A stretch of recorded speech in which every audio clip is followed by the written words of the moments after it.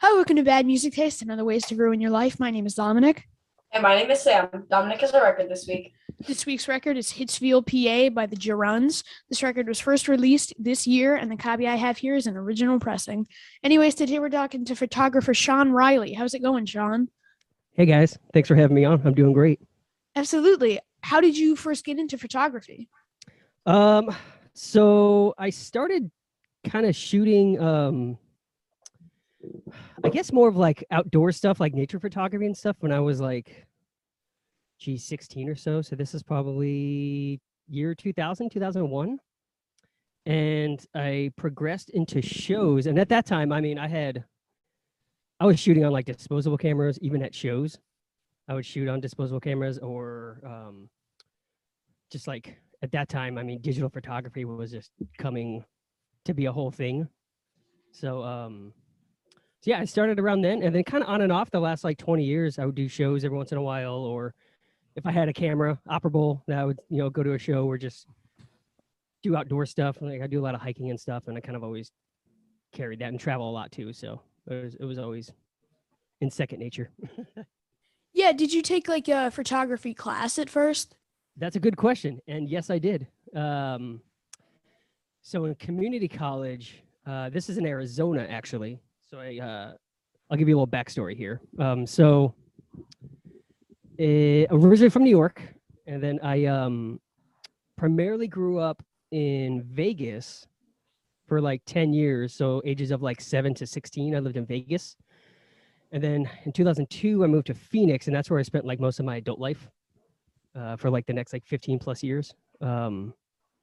So after I graduated high school in Phoenix, I went to community college for like a semester. I took a photography class, which then I don't think they had a digital photography class yet, or if they did, it was like crazy expensive, and the film class was already so much more for a 19-year-old to handle.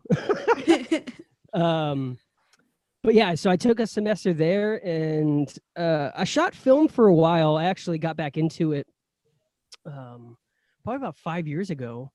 I had a family member give me like her old Minolta film camera. So I shot that for a couple of years, and then that's when I started getting back into it. But I upgraded and switched over to a DSLR, like digital wise, and I've been shooting that ever since. Nice. Yeah. So we know you were at the Field Day show a couple weekends ago, but what have Yeah. other shows kind of post-quarantine been like for you? Was that the first one you guys have been to, like going back, or have you been to others before that?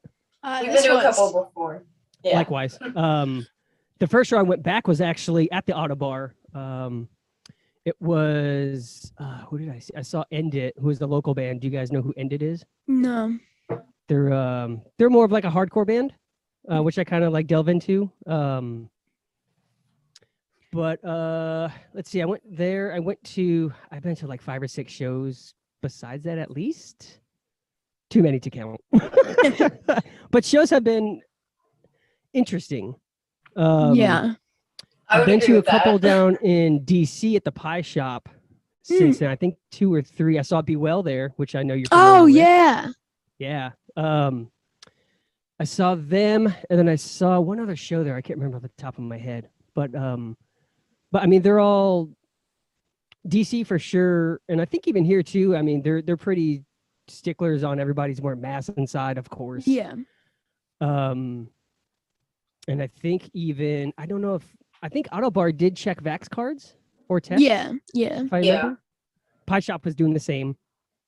And I went to Furnace Fest out in Alabama in September. I don't know if you're familiar with that, but Yeah. a lot of big bands played, like Take It Back Sunday played, Under Oath played. A lot of old hardcore bands did some reunions, which was kind of cool. But that was obviously all outdoors. That's a little different. But they were checking Vax cards or negative tests either way.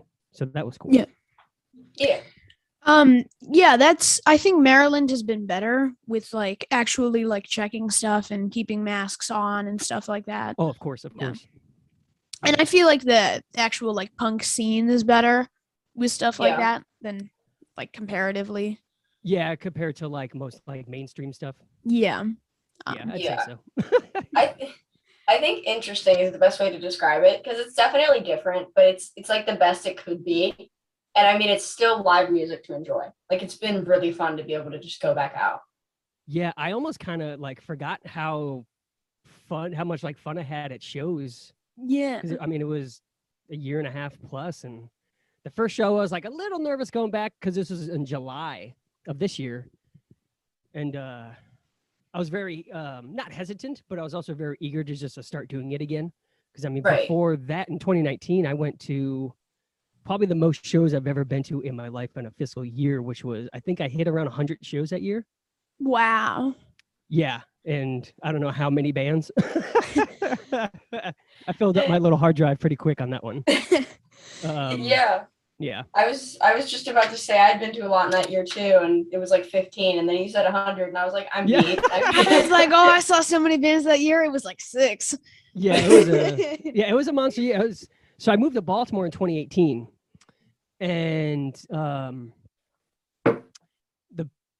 it was really the best and easiest way I can kind of get back in or get into the music scene here without playing in a band or meeting people to have to, start playing music here. Yeah. So it's a really easy step in. You shoot bands, you just go talk to them, you kind of meet them, and then you start seeing them. You start seeing other people at shows and make friends that way, which is great. So that's how I kind of got back into it here. But yeah, it's been fun. It's been good. I'm glad it's back. I'm glad shows are back. Yeah. And yeah, it's been a good time. Yeah, and like at the same time, it's so weird seeing like people like slam dancing to it because we saw Truth Cult. That was the first show yeah, back. They're great. Yeah, we saw them at this place called Current Space, and people start like slam dancing. And it's like, Yeah. Yeah, at first it could be a little intimidating for sure, especially since the current ongoings, but everybody touching and closing on each other and breathing on each other and everything else. Yeah. But good thing for masks, right?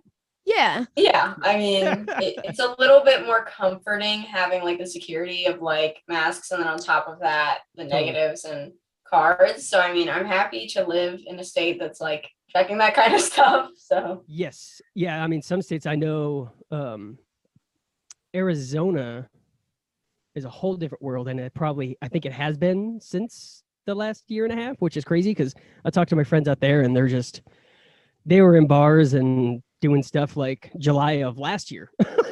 I'm pretty sure, or at least like late summer already. And like, it was kind of like, non-existent almost, which is crazy. Like, bizarre, real bizarre. Yeah. And like Sam and I both saw a show at Rams Head Live a few weeks ago. It was nice. Okay. It was like nobody had a mask on then. Really? Yeah, but then like seeing a show at the Auto Bar, they're actually like saying put a mask on. Oh yeah. Definitely. I've always liked the Auto Bar because that's the place where like if they have to shut down for COVID, that affects them the most. Yeah, because they're not a restaurant, and I mean they're a bar besides that. But I mean, even then, at that point, it wasn't really like Rams Head at all under. Yeah, like Rams Head Live is pretty big, and they have like all the other branches of like they have PowerPoint and stuff like that. So like it wouldn't really matter to them. Like they can take 2 weeks without a show. Oh, probably 2 months. Oh yeah. Maybe longer. Who knows? Yeah. So I've always loved the Auto Bar, and I love it even more now just because they actually like say put a mask on, and it's they're actually concerned for people's safety. Yeah, because it's some places, to some degree. It's some places it's like masks required when you walk in, because then when they're actually in, doesn't matter, and people get like a drink just so they can take their mask off. Yeah, just constantly drinking beers. That was another thing at Rams Head. It seemed like nobody actually cared about the band. Everybody there was just there because they had like just there to drink. Yeah. And that happens sometimes. I've noticed like with weekend shows, especially at like venues like that, just because people want to go out. It's a bar too. Yeah, they don't care. Yeah. To a certain extent, okay, but it's like, Which show did you guys see there? We saw. Well, it was a Newfound Glory show, but we went for less than Jake. Oh man, they're great. Yeah. They're great live. Yeah, they're my like one of my favorite bands. Yeah, if I not. listened to a few of you guys' episodes. I think it might have been with Doug or I can't remember who, maybe Steve-O or something, and you guys mentioned that Descendants and Less Than Jake were like some of your faves. That's awesome. Yeah. That was a weird one. How also how if you don't mind me asking, how do you guys get these guests on? Do you just go inquire and ask or what? It's like Well, we haven't done this in a while, but Okay. for a while, like some of the biggest ones we did was like we would get one person and then they would be like, "Oh, you A want me to referral. reach out to anybody?" And then Yeah. right. yeah, kind Like, of like Doug- networking from there. Doug Carry On, we can shout out for helping us get like the Descendants and a couple others. That makes sense. But we interviewed Atiba Jefferson, who is another photographer, and Okay. he helped us out with Steve-O. So it's kind of really? like a chain Yeah. effect, but Yeah, Working that with hasn't guys. happened. We haven't done that in like probably like at least like 10 months now. yeah. Okay. So from there it's just like reaching out to people like Mhm. on Facebook and stuff, finding their Of course. emails. Of And course. this season, especially season 5 for us, the fish has really just been jumping into the boat. That's awesome. Like That's people have great. been reaching out to us. Yeah, man, Mhm. it's great what you guys do. I do a podcast myself, and we don't really do guests. It's me, my brother, and our buddy. We grew up in the Vegas, just to kind of like keep in touch and stuff. We kind of ran about music and movies and all sorts of random stuff. But we find sometimes because there's already 3 of us working with our schedules on top of a 4th person. Sometimes it's like that's too much. Yeah, So, we were. we don't were really even bother. talk- We're too lazy. Yeah, we were even talking about crazy. recently. It's like the difference between like summer and interviewing and like the school year and everything can be difficult because it's just like having to balance all of those aspects is a lot different than just like, oh yeah, I'm not doing anything. Because in the summer, it's Yeah. like, And summer for us has always been like we've gone through 2 summers doing the podcast now, and both times it was like, okay, we have 3 months, go go go. mhm, And get now everything. it's like, okay, every Sunday. Like this is the rare exception where it's not a Sunday. Oh, really? Yeah. Wow, Yeah. okay. So Interesting. yeah, we got like a lot of interviews over the summer, and then it was kind of like, okay, we have 6 weeks worth of stuff. We have 6 weeks to get another interview. So it's kind of like over the summer, it's like buying ourselves time for Yeah, like because starting a new school year is always like we need a minute, and Yeah. especially this year coming off of like having the weird kind of half and half type of situation last year, it was like, okay, let's give ourselves time to adjust because we definitely needed it. And I know, like personally, especially, I realized like kind of after the first couple weeks, I was like, whoa, okay, glad we took the break because it was just like a lot. Like just kind of jumping back into the whole thing, it was a lot more stress than I expected. yeah, not only was it first getting back into like real school, it was going into high school as well. Oh, boy. All right. So like not having been in school for 2 years and going to a completely new school was just Oh, wow. a that's lot crazy. being like thrown at us. Yeah, I can imagine. That's wild. So how I'm sorry, is can you it, turn your mic up a little bit? Yeah, of course. I'll turn it up. Is this good? Yes, thank you. Sorry. Perfect. No worries. You're good. Okay. So are you guys full time back in school now? Yeah. Yeah. Like, okay. Crazy. yeah. How's that? Well, It's yeah. I mean, it's Um, school. I mean, we're both people that like enjoy school. Like it's not like the worst thing in the world to us. It's just like last year I went back the second half of the year doing like a hybrid schedule, which Okay. was like every other day pretty much. I kind of I didn't go back then. Yeah. Mm. So going back full force, like I said, like in like doing it in high school is like it's different because it's a whole different kind of like dynamic, because you're used to like a bunch of classes being short in middle school, and then you get to like a couple classes a day, but they're really long. And Yeah. so Yeah, I had that too in high school. Yeah. We did I think it was called block scheduling. I don't know if it's still that, but it's I think classes were at least 2 hours. I think we did 3 classes a day. They were like 2 hours or so with a lunch or something, or there'd be a break in between each. And then it was like a flip flop. So I would do 3 one day, 3 the next day. So really only each class was like every other day. Yeah, So because like middle school, it was like, okay, every day you have math, ELA, like you have that every day, all those like science, Mhm. history. Mhm. Now it's like one day you have math and ELA, the next you have science and history. Yeah, there's more than just Yeah. those, yeah, but, like all your um, electives and whatnot. yeah, but like I got so used to like, okay, 11 classes a day. Yikes. And now it's 4. Oh, okay. Yeah. That's better, I guess. Yeah, but like I got used to But it's longer classes. yeah, I got Yeah. used to 50 minutes and now it's Yeah, you're in 90. and out of there in an hour. That's crazy. Yeah. Right. The comprehension level, it like helps a little bit, but Mhm. it's just like, really having to stay on top of stuff, because it's not like, oh, I'll see that teacher tomorrow, I can talk to them. No, it's like you do it that night and then you have to turn it in. So it's, I don't know. Although the good thing about it is like homework wise, now I have 2 days to do this. That's true. Yeah. Yeah. Get a little more leeway there. Yeah. So anyways, Slack time.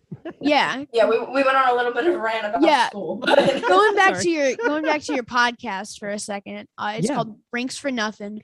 It is, What- yes. Yeah, what prompted you to start your podcast? So we're coming up on 5 years. Wow. We started it in 2016, like right around Christmas. And it was 2 years before my wife and I moved to Baltimore. We lived in East Tennessee, Johnson City, Tennessee for 2 years while she was going to ETSU, which is like her grad school. So she graduated from ASU and then she got accepted into there. So we moved to Tennessee for 2 years. While like right after we moved there, we kind of came up with the idea just to keep in touch, and it's kind of just stuck since then. And we do it pretty often. We try to do it every week. Sometimes we'll get a couple episodes built up so we could take a few weeks off, or Yeah. Life happens and we don't do it for a while. But we try to stay on top of it as much as we can, though. Yeah. Where did the idea come about? Like for Honestly, the actual like topic. it was kind of just strictly out of boredom almost. That's like our like tagline. It's That's what we always say too. yeah, it was just taking care of boredom, TCB. Yeah. That's pretty much it. Yeah, I mean, we kind of just this sounds fun. We can do this. And my brother did one prior to. He did one with like 2 or 3 other friends about like what the hell was it called? Something about like movies that were like failures, forgotten failures, I think was the name of it. So they just like they watched, a very obscure failing movie, which is sometimes can be good, and they just kind of like BS about it, and that ended. So he's like, I want to do another one. What are you guys into? Do you want to do this? And they were like, yeah, sure.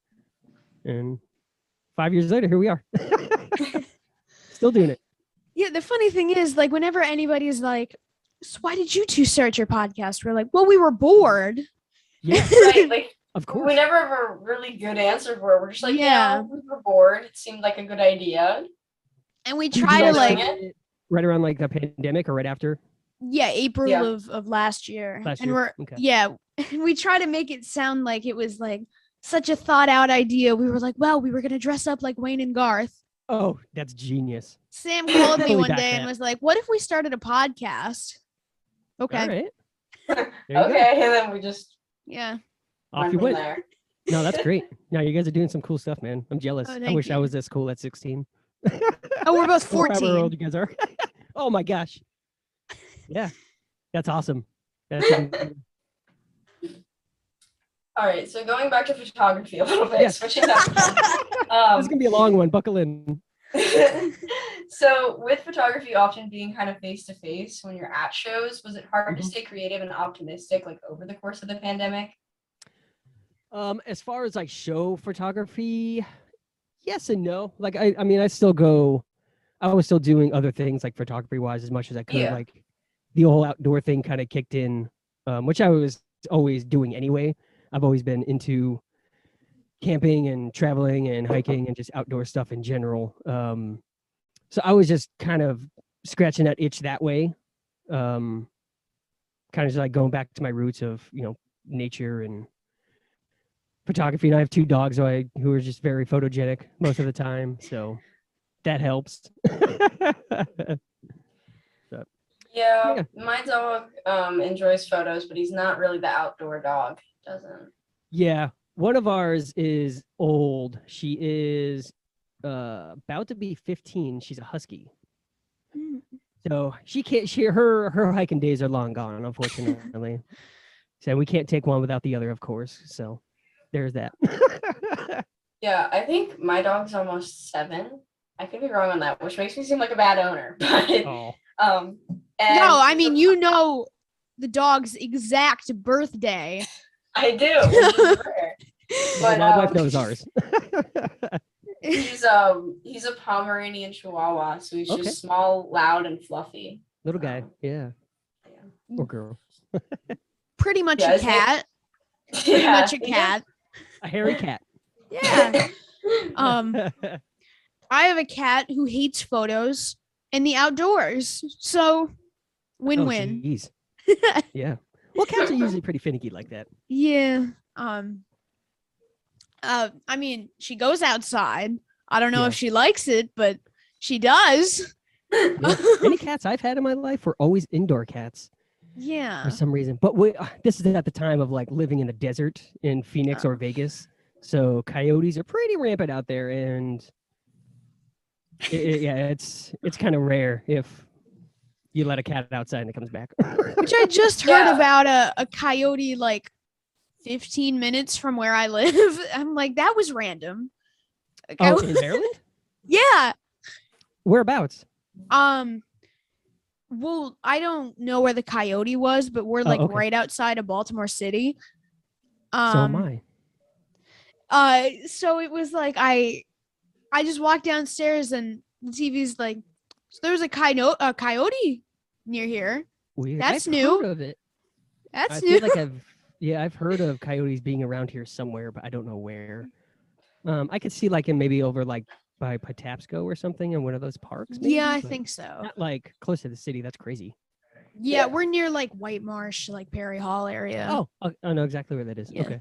We're actually even a little closer to the city. We're right in Brooklyn Park. So we're like Oh, okay, cool. 10 minutes from like Fed Hill area. Yeah. Familiar with that?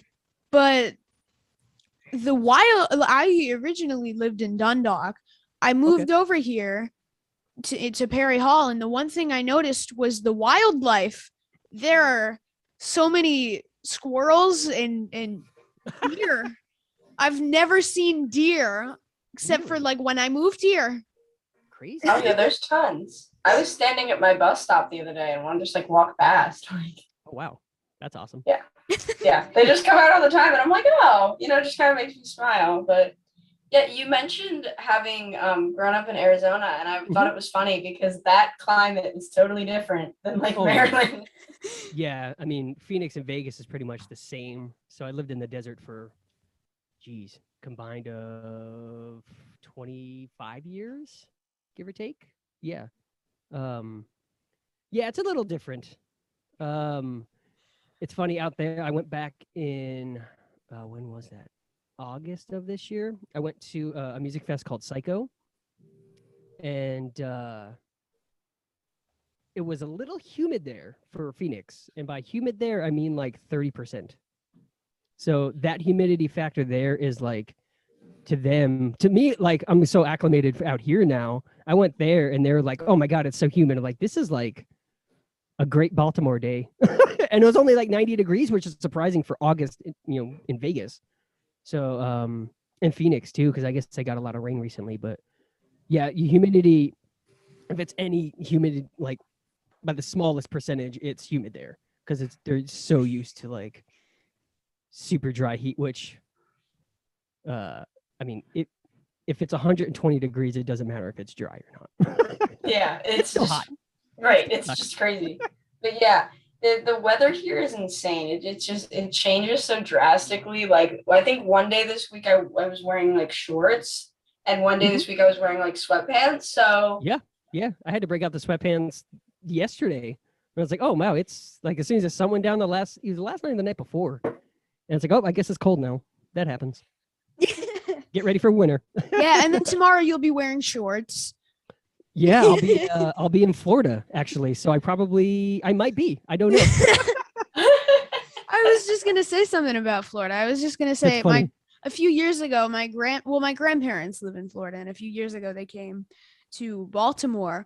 Okay. And it was in like late August, and my grandmother brings a huge, like puffy winter coat. It's such a huge change. Oh yeah.